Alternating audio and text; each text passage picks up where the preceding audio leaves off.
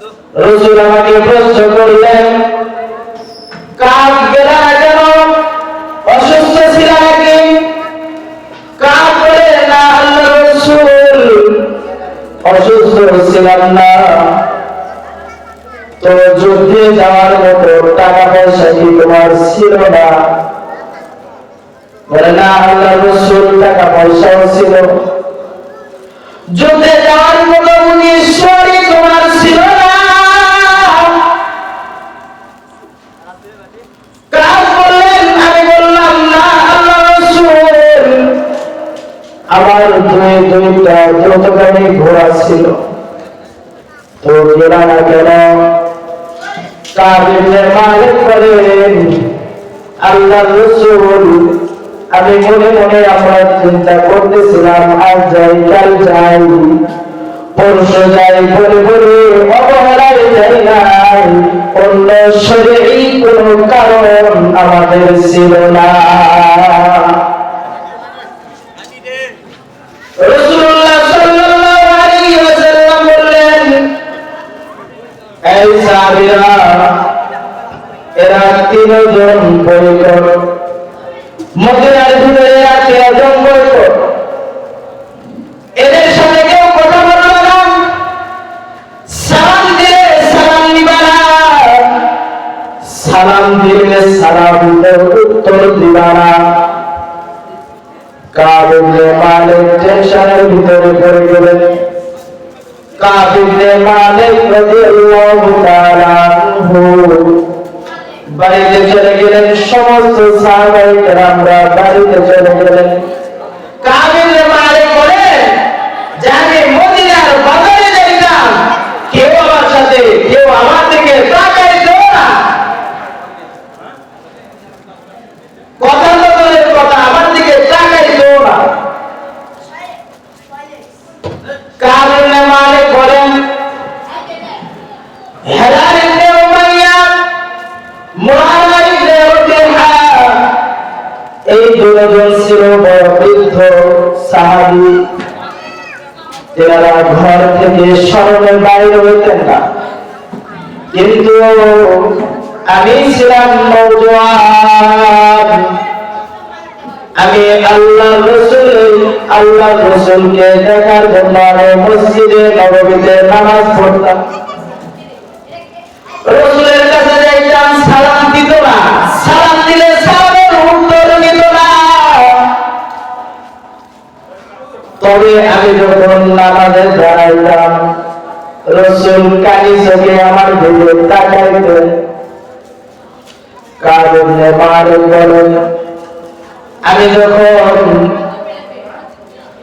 যখন মসজিদে নববীতে আসলাম, 40 দিন পার হয়ে গেছে, নবীজি আমাকে ডাকলেন, এই কাব শুনো, এদিকে আসো।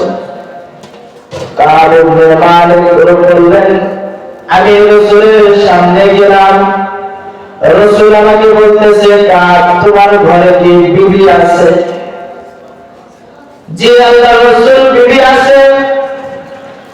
কাব, বিবিকে বাবার বাড়ি পাঠিয়ে দাও। কাব জিজ্ঞাসা করলেন, আল্লাহর রাসূল, তালাক দিয়ে ধর্ম না এমনিতে যাও? তালাক দিয়ে পাঠিয়ে দেব না এমনিতে পাঠিয়ে দেব?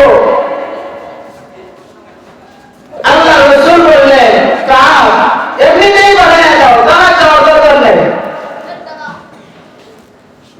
তো কাব ইবনে মালিক বলেন যে মদিনাতে কেউ আমার সাথে কথা বলে না, আমার কথা বলার সঙ্গী ছিল শুধু আমার ঘরের বিবি। সেই বিবিটাও আজকে বাবার বাড়িতে পাঠিয়ে দিতে বললেন আল্লাহর রাসূল। কতটা ঘোরাঘুরি করছেন নিজের লোকের সাথে আল্লাহর রাসূল।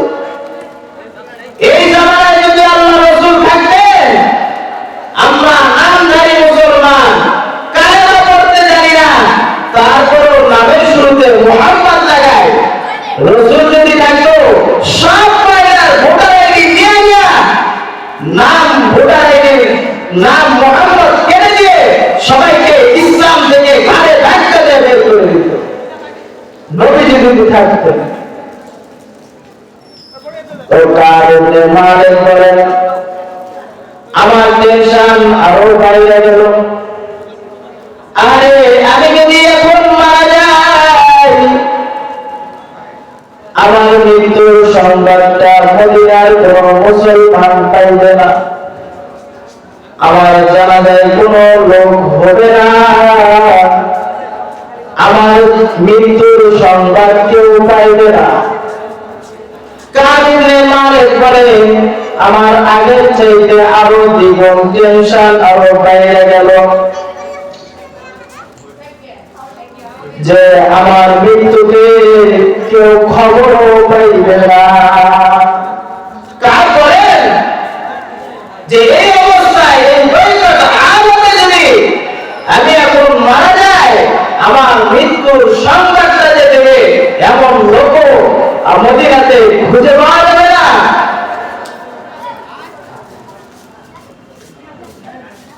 তো মদিনায় মৃত্যু তাদের বৈকট অবস্থায় কি হালত ছিল সাহাবায়ে কেরামের।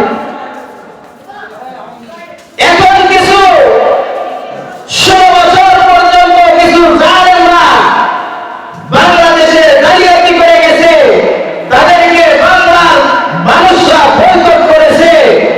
এদের ভিতরে যদি কারো কোন মৃত্যু হয়, ইন্না লিল্লাহি কোন মানুষ নাই, ইন্না লিল্লাহি কোন মানুষ নাই। আমি বলবো আপা ওই আছেন জানি না, দিল্লিতে আছেন না কোথায় আছেন, আপনি অন্তত বাংলাদেশে আমার ঢুকবো এই কথা না বলে অন্তত লাইভে এসে ক্ষমা চান যে আমি আলেম ওলামাকে ধরে ধরে জেলে বন্ধ করেছি, আলেমদেরকে কষ্ট দিয়ে ইসলামের বিভিন্ন কাজে বাধা প্রদান করে আমি অপরাধ করেছি। মাপ চান কমাস কম, মাপ চাইলে কমাস কম আপনি আর ইন্নাল আলহামদুলিল্লাহ আওয়াজ করবেন না। मोहतरम हाज़रीन, अक्लमंदों से क्या पूछो, अक्लमंदों से क्या पूछो कि मेरी इब्तिदा क्या है, कि मैं इस ज़िक्र में रहता हूँ कि मेरी इंतहा क्या है। আমার শুরুটা কেমনে হয়েছে দেখার দরকার নাই, আমার শেষটা কেমনে হয়েছে, ইন্না লিল্লাহি আলাদা হয়েছে না আলহামদুলিল্লাহ আলাদা হয়েছে। আলহামদুলিল্লাহিল আকরামিল্লাযী খলাকাল ইনসানা ওয়া কাররাম وعلمه من البيان ما لم يعلم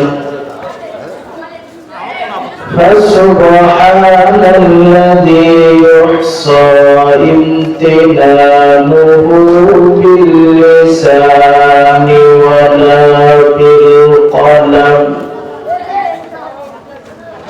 ونشهد أن لا إله إلا الله وحده لا شريك له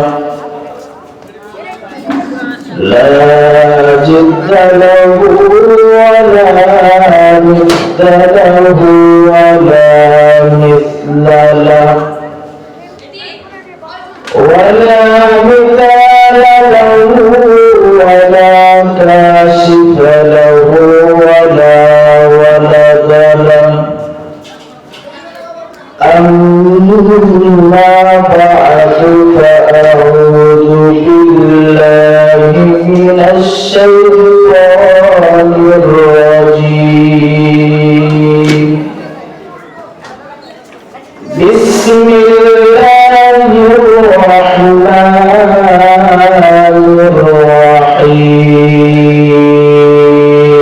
الرحيم يا أيها الذين آمنوا ادخلوا في السلم كافة ولا تتبعوا الشيطان إنه لكم عدو مبين صدق الله المولانا العظيم وصدق رسوله النبي الأمي الكريم ونحن على ذلك من الشاهدين والشاكرين والذاكرين والحمد لله رب العالمين. وقال النبي صلى الله عليه وسلم الدنيا سجن المؤمن وجنة الكافر أو كما قال عليه الصلاة والسلام. شكر إبراهيم اللهم صل على محمد وعلى آل محمد كما صليت على إبراهيم وعلى آل إبراهيم إنك حميد مجيد. اللهم بارك على محمد وعلى آل محمد كما باركت على إبراهيم وعلى آل إبراهيم إنك حميد مجيد. तेरे सिवा महबूब हकीकी कोई नहीं है, कोई नहीं. तेरे सिवा महशूक हकीकी कोई नहीं है, कोई नहीं. यादों में तेरे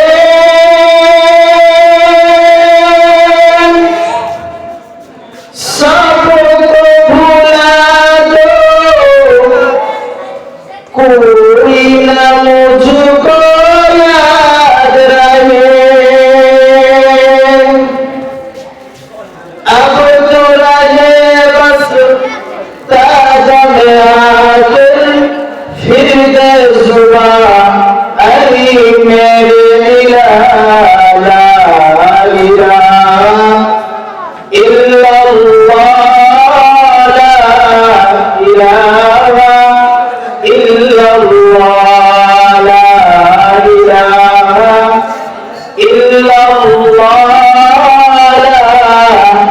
इलाहा इल्लल्लाह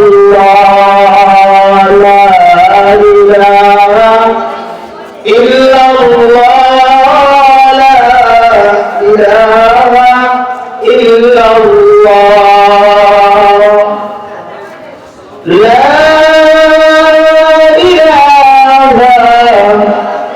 इल्लल्लाह ला मुहम्मदुर रसूलुल्लाह सल्लल्लाहु अलैहि वसल्लम सल्लल्लाहु अलैहि वसल्लम सल्लल्लाहु अलैहि वसल्लम. শাহবালা দারুস সুন্নাহ কওমি মাদ্রাসা জিমখানার উদ্যোগে বার্ষিক ওয়াজ মাহফিলের সম্মানিত সদস্য সভাপতি, দূর দূরান্ত থেকে আগত মুহিব্বুল মুরাব্বিল ইজাম, কলিজার টুকরা যুবক ভাইরা, বুড়ো বাবারা ও পর্দার শহীদ শ্রবণদাতা আশিকা জাকিরা মা ও বোনেরা, আল্লাহ সুবহানাহু ওয়া তাআলার দরবারে লাখো কোটি শুকরিয়া যে আল্লাহ সুবহানাহু ওয়া তাআলা আজকের দিন পর্যন্ত আমাদের হায়াতকে দীর্ঘায়িত করে আজকের এই মাহফিলে আসার তৌফিক দান করেছেন। এই দিকে দিল থেকে শুকরিয়া আদায় করি আলহামদুলিল্লাহ। লক্ষ কোটি দরুদ ও সালাম বর্ষিত হোক দুজানের সরদার মানবতার মুক্তির দূত হাবিবে কিবরিয়া আশরাফুল আম্বিয়া, যিনাকে সৃষ্টি না করলে আল্লাহ সুবহানাহু ওয়া তাআলা কোনো কিছু সৃষ্টি করতেন না। সেই মহামানবের প্রতি সংক্ষিপ্ত আকারে দরুদ প্রেরণ করে সাল্লাল্লাহু আলাইহি ওয়াসাল্লাম। মুআজ্জাজ হাজিরিন, আমি কোরআনুল কারীম থেকে একটি আয়াত কারীমা তেলাওয়াত করছি। আল্লাহ রাসূল সাল্লাল্লাহু আলাইহি ওয়াসাল্লামের অসংখ্য অগণিত অমূল্যবান হাদিস শরীফের মধ্যে থেকে এক টুকরা হাদিস তেলাওয়াত করছি। উক্ত আয়াত ও হাদিসকে সামনে রেখে ইখলাসুর রহমানের সমন্বয়ে কিছু কথা বলা আপনাদেরকে শুনবার আল্লাহ তাআলা তৌফিক দান করেন। সকল করে আল্লাহুম্মা আমিন। মুআজ্জাজ হাজিরিন, আমি যে আয়াত তেলাওয়াত করছি আল্লাহ তাআলা ঈমানদারদেরকে লক্ষ্য করে বলেন, ইয়া আইয়ুহাল্লাযীনা আমানু, হে ঈমানদারেরা, হে ঈমানদারগণ, উদখুলু ফিস-সিলমি কাফা, তোমরা ইসলামের ভিতরে পরিপূর্ণভাবে দাখিল হয়ে যাও, পরিপূর্ণভাবে ইসলামের ভিতরে দাখিল হয়ে যাও। নামের মুসলমান হয়ে হয় না, নাম তো লাগাইছি মুসলমান, নামের শুরুতে মুহাম্মদ লাগাই। অবহেলার মুসলিম কখনো মুসলমান থাকে না। যেমন আল্লাহ রাসূল তাবুকের যুদ্ধে যাইবেন, গরমের দিন, প্রচন্ড রোদের দিন, এদিক দিয়ে খেজুর পাচ্ছে বাগানে। তাবুকের যুদ্ধ পায়দল হাইটা যাইতে হবে, মরুভূমির রাস্তা। কত দূর? ৯৫০ মাইল। মদিনা থেকে তাবুক ৯৫০ মাইল দূর, পায়ে হেঁটে যুদ্ধ। মদিনা থেকে তাবুক ৯৫০ মাইল দূর।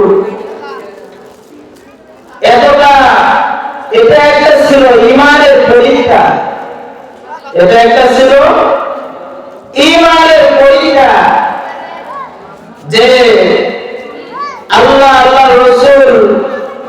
রাসূল সকলকে আদেশ করলেন, উম্মুক সারা সবাই যুদ্ধে চলো। এটা ইমতিহান ছিল, এটা একটা ইমতিহান ছিল। নবীজি সাল্লাল্লাহু আলাইহি ওয়াসাল্লাম সবাইকে বাইরে হইতে বললেন। সবাই মদিনা খালি করে বাইরে করে গেলেন। নবীজি সহ ৩০,০০০ সাহাবী মদিনা খালি করে তাবুক যুদ্ধের জন্য রওনা দিলেন। এর ভিতরে ৫ জন ওনারা অলসতা করলেন, অবহেলা করে মদিনাতে থাইকা গেলেন।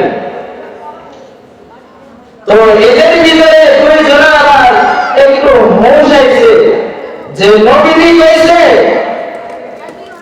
যুদ্ধে যাইতে, আমি ভয়টা কি কেমনে?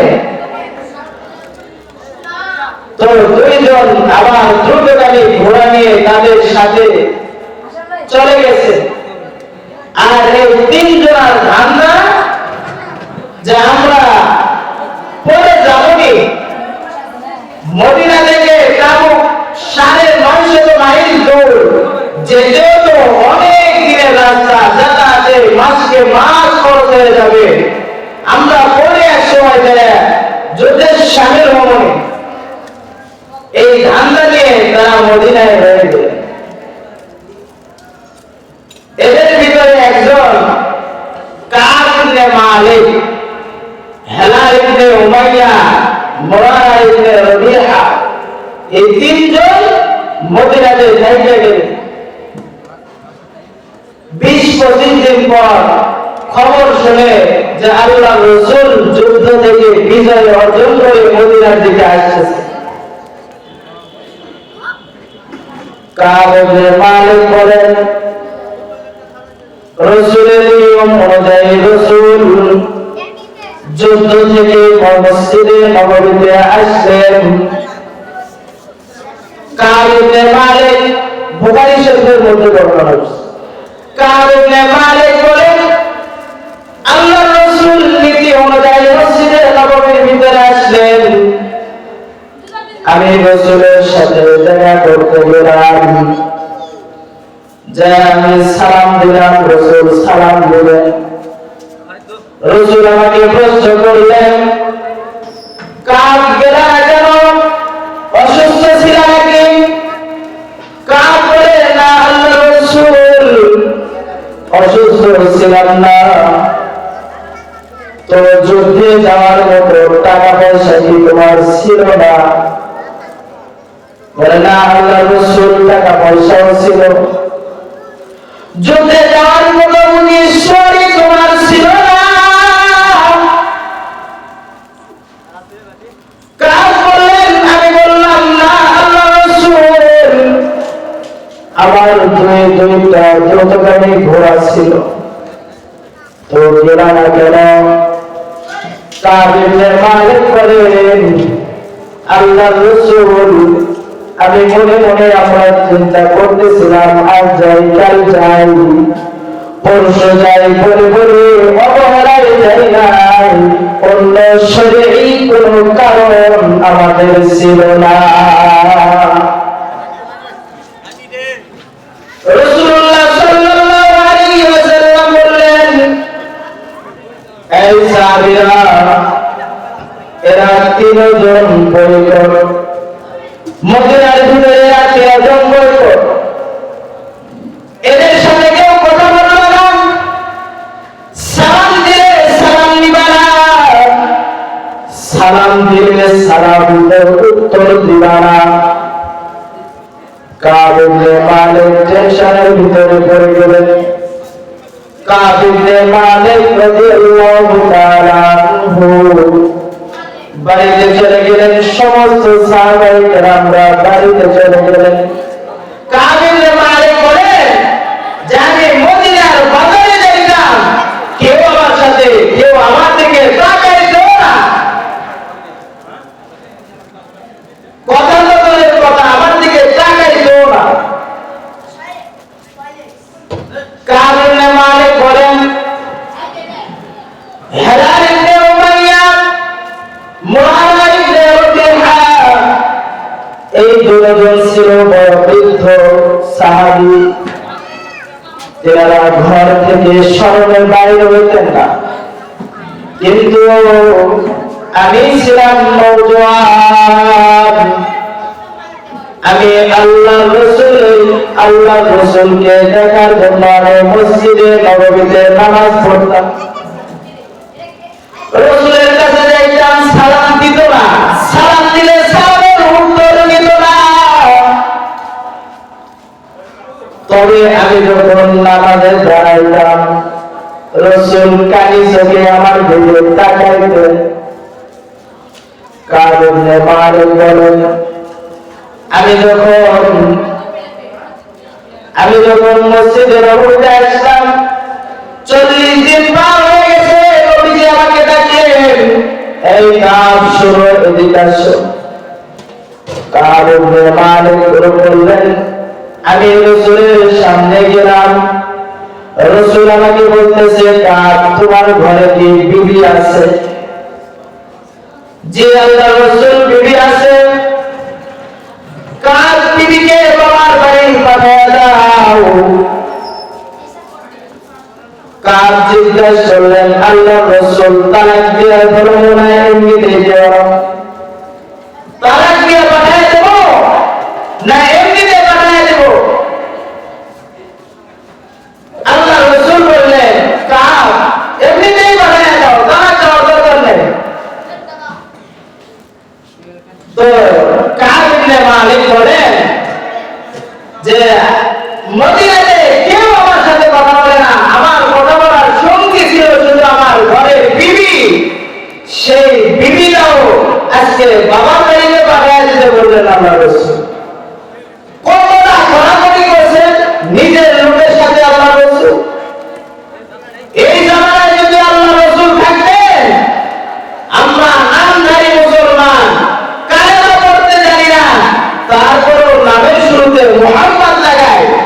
রাসূল যদি থাকতো, সব বাইরের ভোটার আইডি নিয়ে নিয়ে নাম ভোটার আইডি নাম মুহাম্মদ কেটে দিয়ে সবাইকে ইসলাম থেকে ঘাড়ে ধাক্কা দিয়ে বের করে দিত। নবীজি যদি থাকতেন। তো কারণে মারে করে আমার টেনশন আরো বাইরে গেল। আরে আমি যদি এখন মারা যাই, আমার মৃত্যুর সংবাদটা মদিনার কোন মুসলমান পাইবে না, আমার জানাজায় কোনো লোক হবে না, আমার মৃত্যুর সংবাদ কেউ পাইবে না। কাবিলে মালিক বলে আমার আগের চাইতে আরো দ্বিগুণ টেনশন আরো বাইরে গেল যে আমার মৃত্যুতে কেউ খবরও পাইবে না। কার বলেন যে এই অবস্থায় এই বৈকট আলোতে যদি আমি এখন মারা যাই, আমার মৃত্যুর সংবাদটা যে দেবে এমন লোক মদিনাতে খুঁজে পাওয়া যাবে না।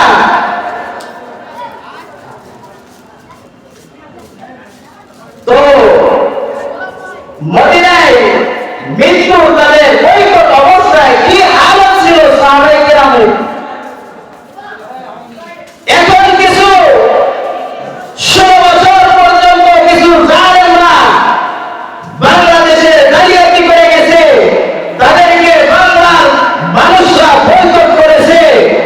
এদের ভিতরে যদি কারো কোন মৃত্যু হয়, ইন্না লিল্লাহ বলার মানুষ নাই, ইন্না লিল্লাহ বলার মানুষ নাই।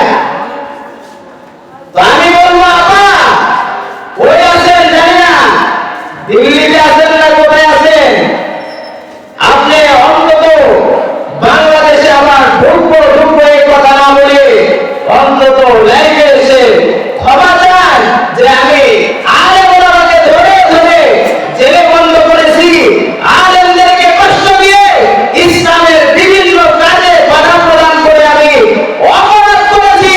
মাপ চান কমাস কম, মাপ চাইলে কমাস কম আপনি আর ইন্নাল আলহামদুলিল্লাহ আওয়াজ করবেন না। मोहतरम हाज़रीन, अक्लमंदों से क्या पूछो, अक्लमंदों से क्या पूछो कि मेरी इब्तिदा क्या है, कि मैं इस ज़िक्र में रहता हूँ कि मेरी इंतहा क्या है। আমার শুরুটা কেমন হয়েছে দেখার দরকার নাই, আমার শেষটা কেমন হয়েছে, ইন্না লিল্লাহ হালত হয়েছে না আলহামদুলিল্লাহ হালত হয়েছে, এটা দেখার বিষয়। শুরুটা কেমন হয়েছে দেখার বিষয় না, শেষটা কেমন হয়েছে এটা দেখার বিষয়। ইন্না লিল্লাহ হালত হয়েছে না আলহামদুলিল্লাহ হালত হয়েছে। মুসলমান নামদারি মুসলমান হয়ে হবে না। আল্লাহ তাআলা আয়াতের মধ্যে বলেছেন ইয়া আইয়ুহাল্লাযীনা আমানু, হে ঈমানদারগণ।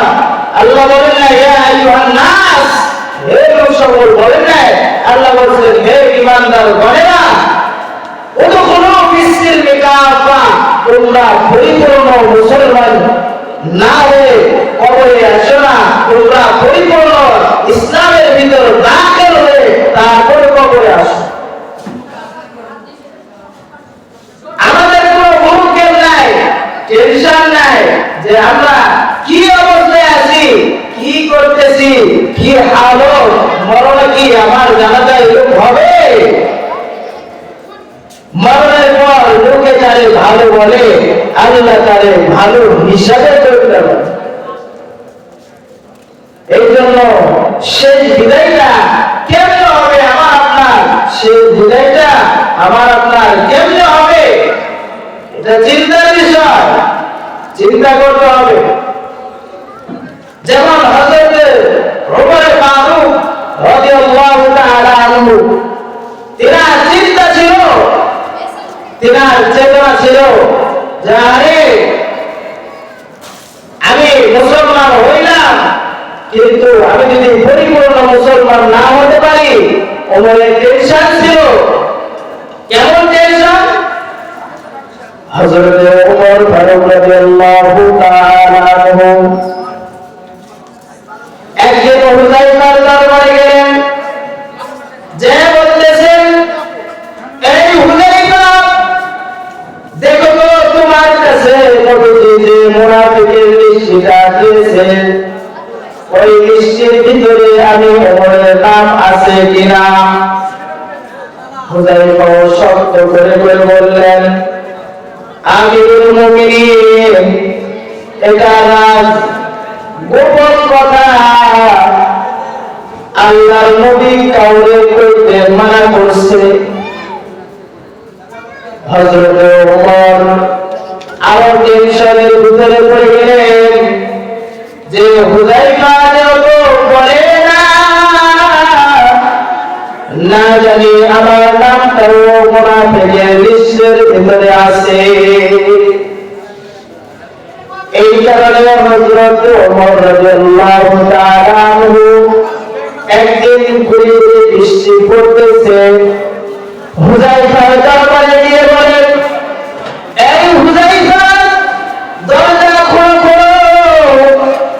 হুযায়ফা দরজা খুলিয়া জড়িয়ে ধরে বলতেছেন, আমিরুল মুমিনিন, কেন আসছেন আমার দরবারে? আপনি বললেই তো আমি আপনার কাছে যাইতাম, আপনি কেন কষ্ট করে আমার কাছে আসছেন? হুযায়ফা হযরত ওমর রাদিয়াল্লাহু তাআলা আনহু হুযায়ফাকে জড়াজড়া বলে, হুযায়ফা, আমি একটা বিষয় তোমার কাছে কনফার্ম হওয়ার জন্য আসছি। আজকে রাতে যদি আমি ওমর মারা যাই, আগামীকাল আমার জানাজা অনুষ্ঠিত হবে। এই হুযায়ফা বলো যে তুমি আমার জানাজায় যাবে তো? হুযায়ফা বললেন, আমিরুল মুমিনিন, আপনার জানাজায় যাব না তো কার জানাজায় এই জমিনে করব? আল্লাহর রাসূল বলে দিয়েছেন, লাউ কানা বাতিলান লাকানা উমর, আমার পরে যদি কেউ নবী হইত, সেই নবুয়তের নবী হওয়ার যোগ্যতা তুমি উমরের ভিতরে আছে। আপনার জানাজায় যাব না তো এই জমিনে আর কার জানাজায় যাব? অবশ্যই আমি আপনার জানাজায় যাব।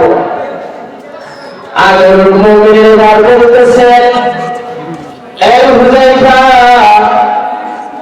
আমি এতটুকুন বিষয়ে কনফার্ম হয়ে গেছি যে তুমি আমার জানাজায় আসবে।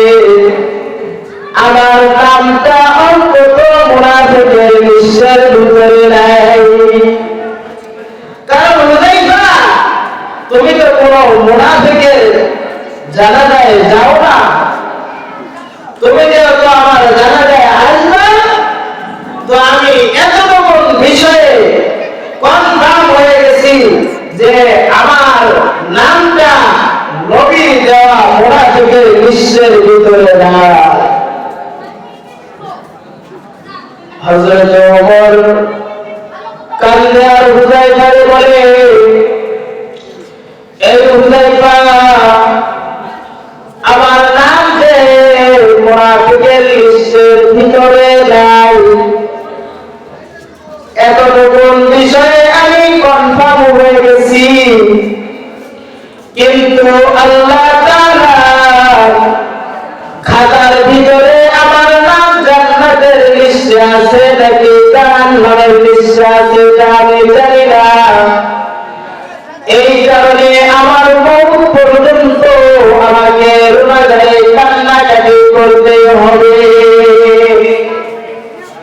অন্তর্জাহানের খলিফা খলিফাতুল মুসলিমিন হযরত ওমরের এমন টেনশন,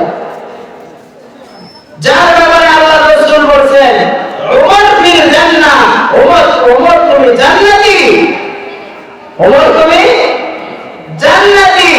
দুনিয়াতে জান্নাতের সুসংবাদ প্রাপ্ত সাহাবী ওমর, তারপরেও জাহান্নামের ভয়ে কেমনে কাঁদে?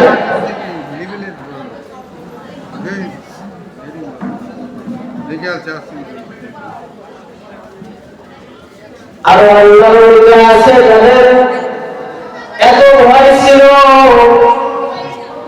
যে আমাদের নাম জান্নাতের লিস্টে আছে নাকি জাহান্নামের লিস্টে। হযরত মালিক ইবনে দিনার রাহমাতুল্লাহি আলাইহি তিনি একদিন রাস্তা দিয়ে দেখতেছেন, পাশে দেখতেছেন একটা কবরস্থান। কবরস্থানের ভিতরে দুইজন সাদা পোশাক পরে বসে। হযরত মালিক ইবনে দিনার পাশে গিয়ে বসছে। বলছে বলে ভাই কোথায় থেকে আসছে, কারা আপনার, কি আপনাদের পরিচয়? তো মালিক ইবনে দিনারকে উত্তর দেয় আমরা ফেরেশতা জান্নাত থেকে আসছি। কেন এখানে আসছেন? কয় এখানে আসছি যারা জান্নাতে এই এলাকায় যারা জান্নাতে আছে তাদের নিশ্চিত করার জন্য আমি আসছি, যারা জাহান্নামী তাদের নিশ্চিত করার জন্য আমি আসছি। হযরত মালিক ইবনে দিনার রাহমাতুল্লাহি আলাইহি বললেন দেখেন তো জান্নাতের লিস্টের ভিতরে মালিক ইবনে দিনার নামে কোনো জান্নাতি ব্যক্তি আছে কিনা? ফেরেশতারা কথা বলে উল্টে বলেন দেখে লিস্টের ভিতরে আছে। মালিক মালিকের নাম নেই, মালিক মালিকের নাম নেই। মালিক ইবনে দিনারের টেনশন আরো বেড়ে গেছে, জান্নাতের লিস্টে নাম নাই, না জানি জাহান্নামের লিস্টে আমার নাম। টেনশন আরো বেড়ে গেছে,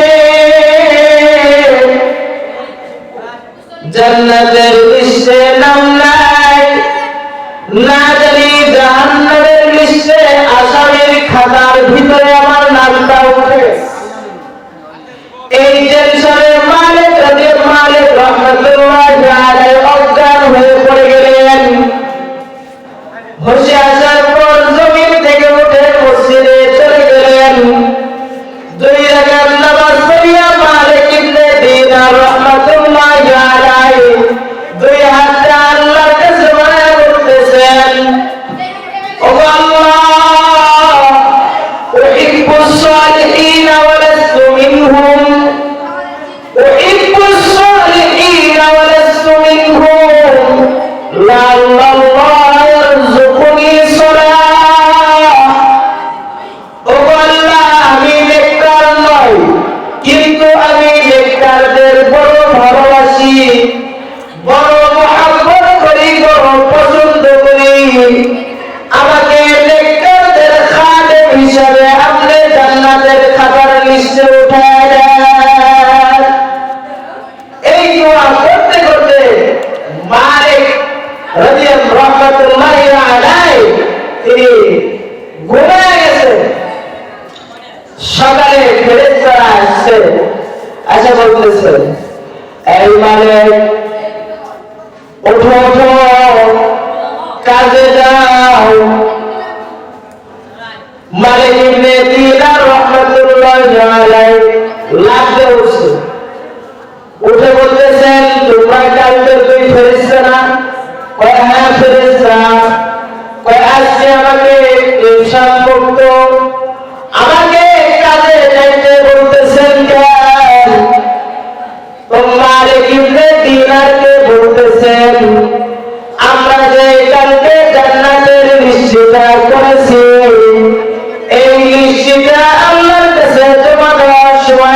যখন চলে গেলাম, আল্লাহর কাছে জমা দেওয়ার সময় আল্লাহর খাতার সাথে আমাদের খাতা মিলাইতেছিলাম। মিলানোর সময় দেখি আমার খাতার ভিতরে তোমার নাম নাও থাকলে আল্লাহ তাআলা তোমাকে আল্লাহ তাআলার খাতার ভিতরে জান্নাতি হিসাবে লিখে রাখছে। সুবহানাল্লাহ। তাদের চিন্তা কেমন ছিল, তাদের টেনশন কেমন ছিল, কেমন তাদের মন ছিল, তারা কেমন চোখ ছিল, তাদের নাক কেমন ছিল। যেমন আমাদের এক বুজুর্গ আহমদ আলী লাহোরী রাহমাতুল্লাহি আলাইহি, তিনার নাক এত পাওয়ারফুল ছিল, তিনার নাক এত পাওয়ারফুল যে তিনি খাবারের নাম দিয়ে বলে দিতে পারত যে এটা হালাল না হারাম। তো একদিন মালিক ইবনে দিনার আহমদ আলী লাহোরী রাহমাতুল্লাহি আলাইহি একদিন পুলিশের বাড়িতে দাওয়াত খেয়েছে। লোকেরা কানা ধরে শুরু করছে, হুজুর পুলিশের বাড়িতে দাওয়াত খায়। তো আহমদ আলী লাহোরী রাহমাতুল্লাহি আলাইহি বলেন যে পুলিশের বাড়ি থেকে শুধু হালালের গান আছে, হারামের কোনো চিহ্ন নাই, এইদিকে দাওয়াত দিচ্ছে। কয়েকজন পুরো পোলাপান বন্ধু মিলে ওরা বলতেছে হালাল হারাম চিনার কন্ট্যাক্ট এনে দিয়েছে বন্ধু, আজকে দেখবো আপনাদের নাক আমরা চেক করবো। তো বন্ধুদের মধ্যে সরা পরামর্শ করতেছে যে আহমদ আলী লাহোরী রাহমাতুল্লাহি আলাইহি নাক কিভাবে চেক করা যায়। তো বলতেছে, একজন বলতেছে যে তুমি তোমার বাবার পকেট থেকে কিছু টাকা চুরি করে নিয়ে আসো, আর আমি আমার বাবার পকেট থেকে কিছু টাকা বলে নিয়েছি।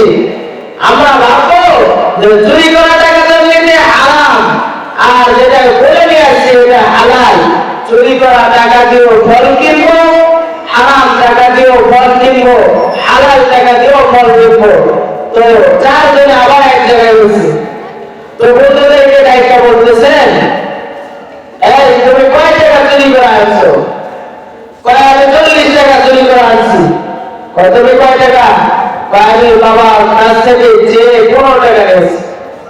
তো 15 টাকা দিয়ে তরমুজ কিনছে, কলা কিনছে, আর ওরা চিনিয়ে তো করে রাখছে তরমুজ আর কলা, এটা হইতেছে হারাম, এটা হইতেছে হারাম। আর চুরি করা টাকাতে আছে 40 টাকা, ওই 40 টাকা দিয়ে আপেল কিনছে, মালটা কিনছে, দুধেরা কিনছে। কেনার পর এই দুটো ফল, সবগুলো ফল এক ব্যাগের মধ্যে ভরা মালে আহমদ আলী লাহোরী রাহমাতুল্লাহি আলাইহি দরজায় গেছে, যে করা রাখতেছে, হযরত দরওয়াজা খুলে সুহবত লেনা আয়া। হযরত দরওয়াজা খুলে সুহবত লেনা আয়া। তো আহমদ আলী লাহোরী রাহমাতুল্লাহি আলাইহি বলেন যে সুহবত লেনা আয়া হু ইয়া মুনতাহিন বলরা, কি সুহবত নিতে আসছ না পরীক্ষা করতে আসছস? বলে তোদের ব্যাগ থেকে দুই ধরনের গন্ধ আসে, কেন? হালালের গন্ধ আসে, হারামের গন্ধ আসে। সব হুজুরের পায়ে পড়ছে, হুজুর মাফ করে দেন, যা করছি ভুল করছি, অন্তত আজকের মনে মাফ করে দেন। আহমদ আলী লাহোরী সব কয়টাকে ঘরের ভিতরে ঢুকাইয়া বলতেছে, একটা একটা করে ভাইসা হালাল টাকার ফল আলাদা করছে, হারাম টাকার ফল আলাদা করছে। করার পর তিনও লাগে কানে ধরেছে আর বলছে, এমন ফাঁসলামি আর কারোর সাথে করবি না, কারণ ফাঁসলার কপালে আল্লাহর জান্নাত নাই। এমন ফাঁসলামি কেউ করবি না। এখন আমাদের মধ্যে অনেকেই আছে হুজুর দেখলে ফাঁসলামি করে, করে না, করে না, ফাঁসলামি করে। আমি তাদেরকে সাথে ফাকরামি করেন না, ফাকরার কপালে আল্লাহর জান্নাত নাই। যেমন ইমামে আযম রাহমাতুল্লাহি আলাইহি, তিনার চোখ ছিলেন পাওয়ারফুল চোখ, চোখ দিয়ে সব কিছু দেখতেন। তো ইমামে আযম আবু হানিফা রাহমাতুল্লাহি আলাইহি একদিন ইমামে আবু ইউসুফের বাড়িতে দাওয়াত খেতে গেছে। যাওয়ার পর ইমামে আবু ইউসুফ রাহমাতুল্লাহি আলাইহি ইমামে আবু ইউসুফ রাহমাতুল্লাহি আলাইহি বলতেছেন, ইমামে আবু ইউসুফ রাহমাতুল্লাহি আলাইহি বলতেছেন, মারে এটা আমার প্রিয় উস্তাদ ইমাম দুনিয়া ইমামে আযম আমার বাড়িতে আসছে, সুন্দর করিয়া পাকায় দিবি মা, আমার উস্তাদ যেন খাইয়া প্রশংসা করে। এই বইলা ইমামে আবু ইউসুফ রাহমাতুল্লাহি আলাইহি চলে গেছে।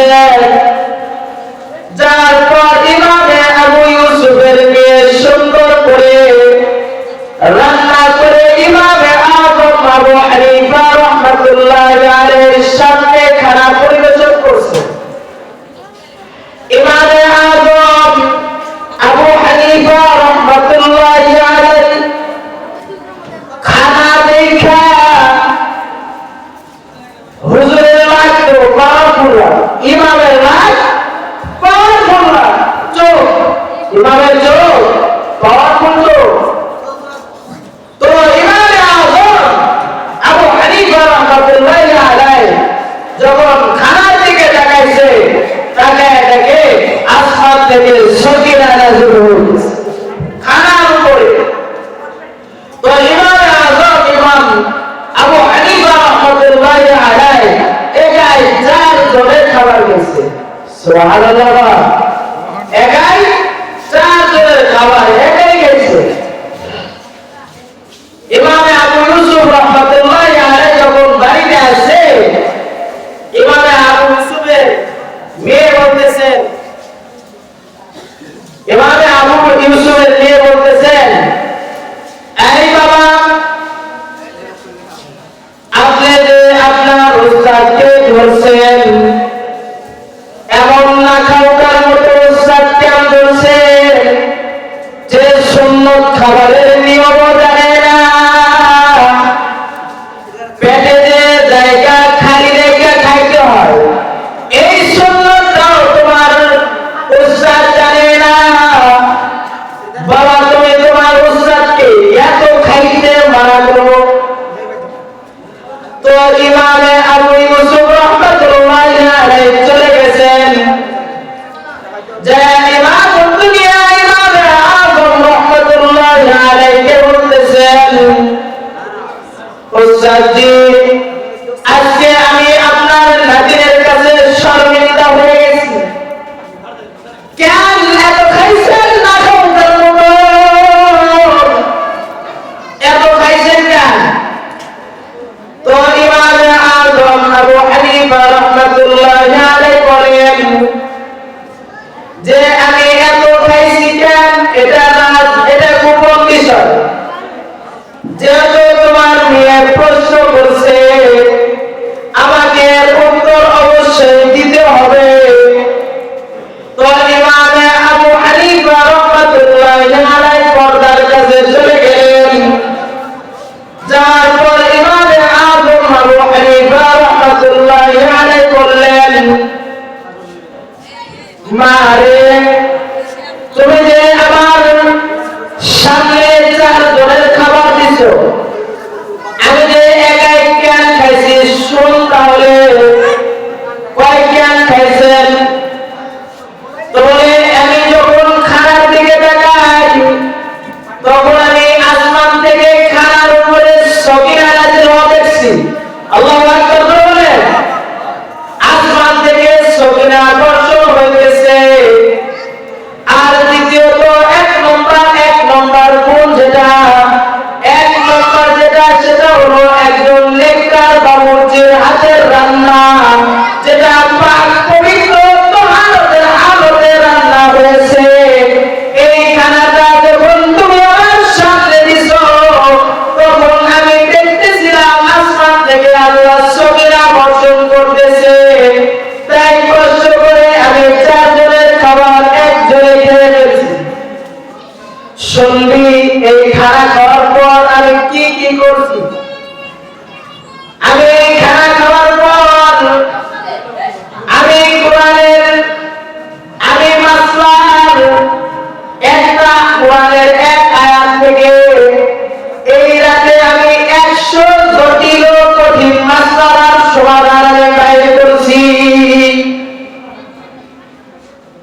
আল্লাহু আকবার।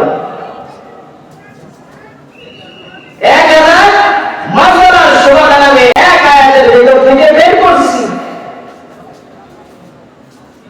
এশার ওযুতে ফজরের জামাত পড়ছি, এশার ওযুতে ফজরের জামাত পড়ছি। এই রাতে যতগুলো বরকত পাইছি সব হালাল খাবারের বরকত। আল্লাহু আকবার। সব হালাল খাবারের বরকত, হালাল খানা খাইছি তো রাতে এগুলো বরকত আমি পাইছি।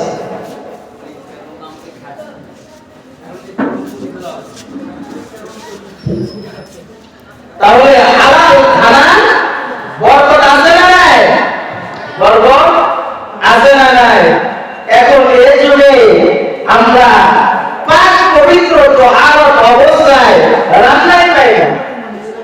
কি আশ্চর্য, পাকের ঘরেও টেলিভিশন লাগায় রাখছে, আছে না নাই?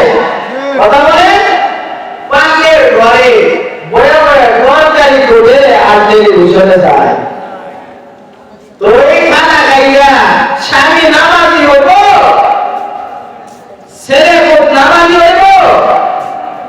হুজুর ছেলে কথা শুনে না, মেয়ে কথা শুনে না, শুনবে কেমনে? তোমার কথা শুনবে কেমনে? তুমি তো ছেলে মেয়ে আমারে করতেছো না, তোমার কথা শুনবে কেমনে? এই জন্য হালাল খাবার আমাদের সন্তানদেরকে খাওয়াবো, আমরা নিজেরাও হালাল খাবো ইনশাআল্লাহ। আজম বিন যজন করে ইনশাআল্লাহ হারাম বর্জন করব আর হালাল উপার্জন করে আমরা হালাল খানা খাবো। সবকিছু হালাল পন্থায় করব, সবকিছু হালাল পন্থায় করব, হালাল অবস্থায় করব। হালাল ভাবে যদি জীবিকা নির্বাহিত করেন, বিবি সন্তানদেরকে যদি হালাল খাওয়ায়া যদি তাদেরকে পরিচালিত করে, তারা বড় হয়ে আর হারাম খাবে না, তারা সুদ খাবে না, ঘুষ দিবে না। তারা এই শিক্ষা বাবা মার কাছ থেকে পেয়ে যায়।